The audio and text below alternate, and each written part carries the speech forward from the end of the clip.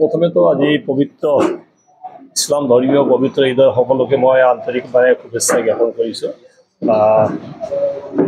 সকলোৰে সুস্বাস্থ্য কামনা কৰিছোঁ।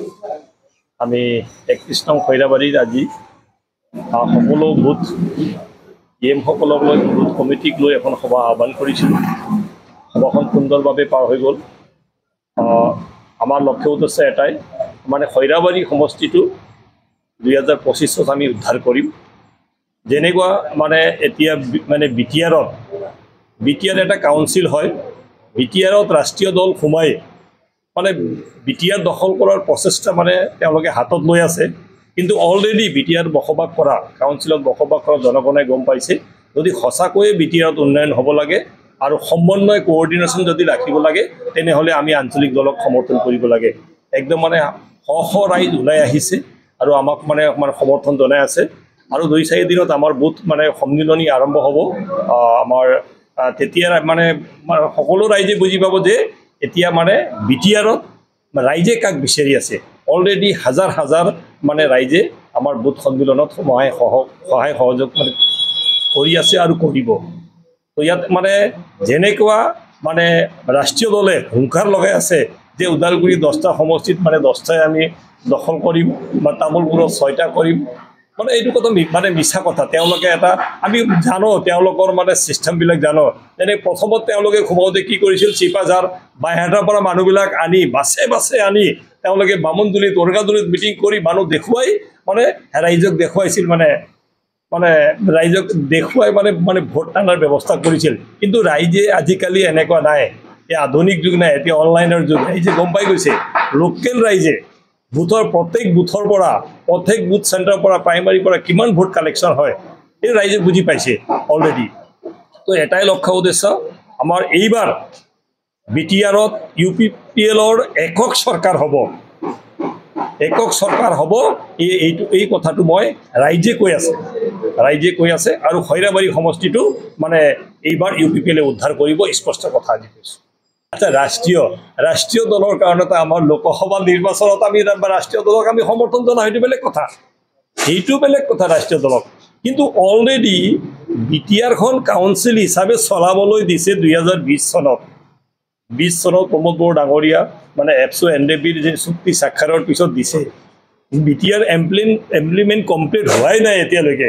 বিটিআৰৰ সমস্যাবিলাক সমাধান হোৱাই নাই। এতিয়া তেওঁলোকে কাঢ়ি লৈ যাব বিচাৰি আছে। এইটোতো এনেকুৱাতো নচলিব। এনেকুৱা অলৰেডি ৰাইজে বুজি পাইছে। ইয়াতে বিটিআৰ এমপ্লিমেণ্ট কৰিবৰ কাৰণে আমাৰ মানে বিটিআৰ চুক্তি কৰা প্ৰমোদ বড়ো NDP যিসকল ব্যক্তিসকলে এই বিটিআৰ চুক্তি কৰিছিল, এওঁলোকক লাগিব, এওঁলোকেহে বিটিআৰ এমপ্লিমেণ্ট কৰিব পাৰিব। মানে স্পষ্ট কথা আছে। এই কথা মানে স্পষ্ট। ইয়াতে আমি মানে যেনেকুৱা মোদীজীক আমি সন্মান জনাওঁ, আমি হেমন্ত বিশ্ব শৰ্মাকো সন্মান জনাওঁ, তেওঁ অসমৰ মুখ্যমন্ত্ৰী। কিন্তু ৰাষ্ট্ৰীয় দলে কাউন্সিলত ইমান হেঁচা দি মানে বিদেশী দখল কৰাৰ কাৰণে সোমাব নালাগে। তেওঁলোকৰ হাতত আছেই ষ্টেট, মানে অসম চৰকাৰ চলি আছে, ভাৰত চৰকাৰ চলি আছে, আৰু কাউন্সিলে ইমান যে হেঁচা দি আছে, কমচে কম চুক্তি কৰি স্বাক্ষৰ কৰিছে, শান্তি আনিছে, এওঁলোককো মানে অলপ মানে এই কাউন্সিলটো চলাব দিয়ক।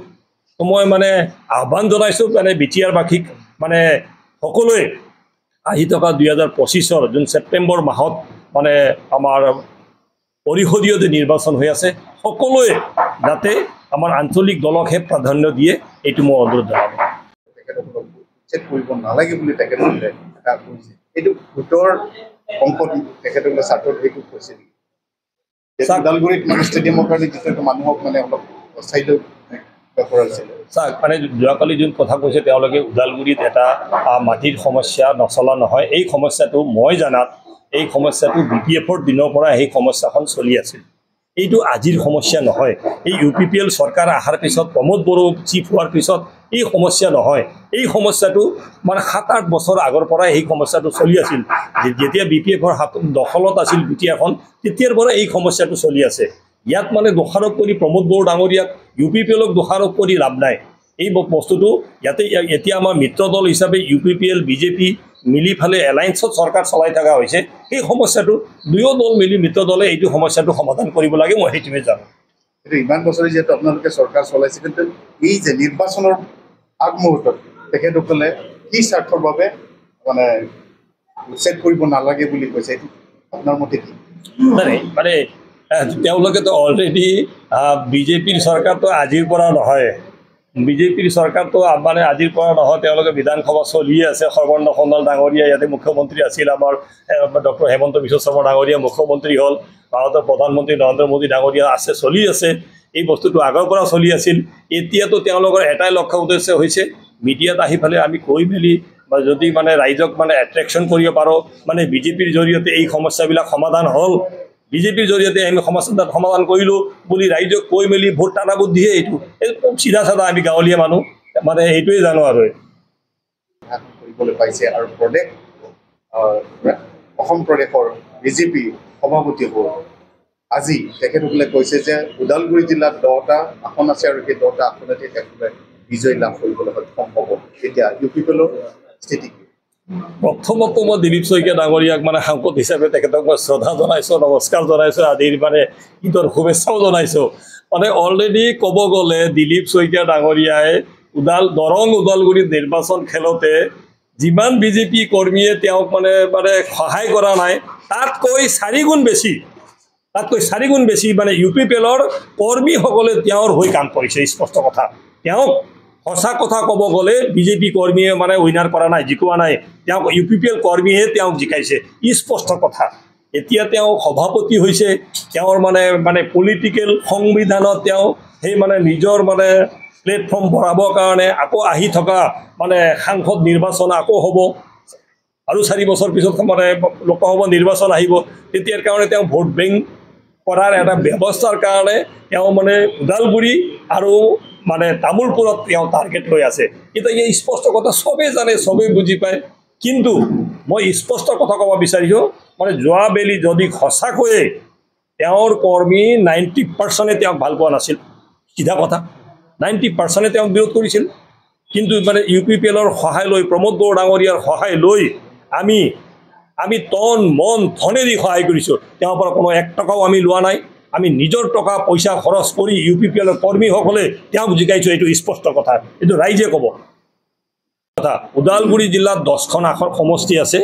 আমাৰ চিধা কথা 10খন সমষ্টিয়ে বৰ্তমান আমাৰ মানে বুথ সন্মিলনী হৈ আছে। বুথৰ ফেজ 1 ফেজ 2 যি আমি আমাৰ মানে কৰ্মকৰ্তাৰ পৰা যেনেকৈ আমি ৰিপৰ্ট পাই আছোঁ, একদম স্পষ্ট আমি দেখা গৈছে।